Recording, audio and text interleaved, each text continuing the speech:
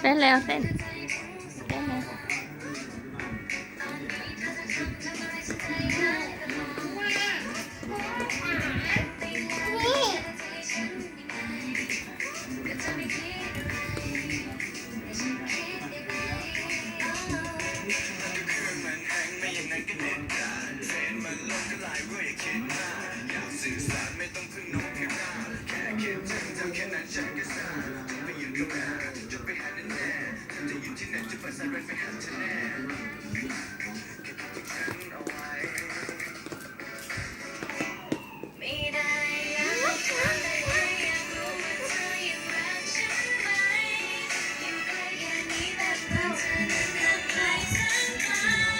ไม่เต้นแล้วเหรอ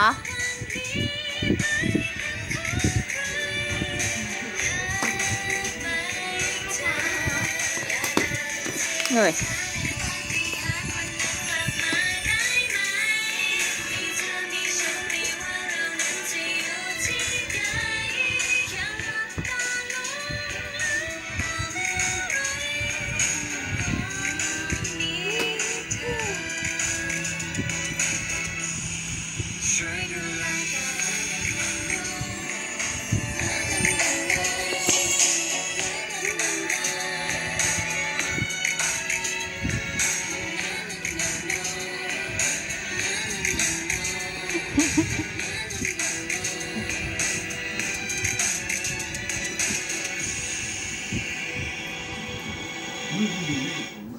ก็เธอยังเป็นเธอคนเดิมๆที่ชอบคิดไปเอง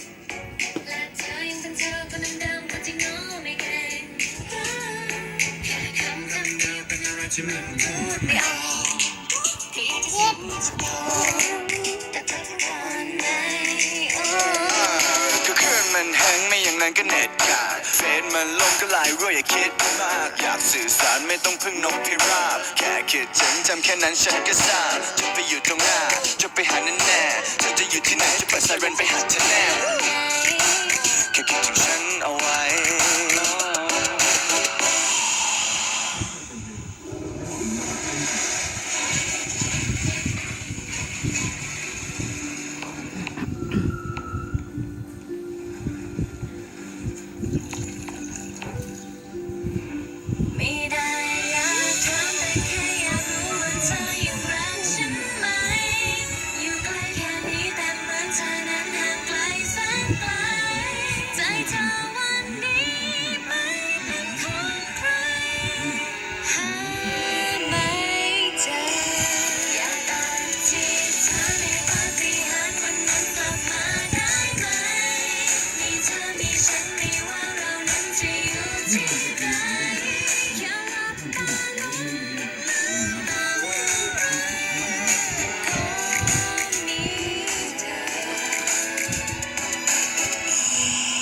ช่วยดูแลกั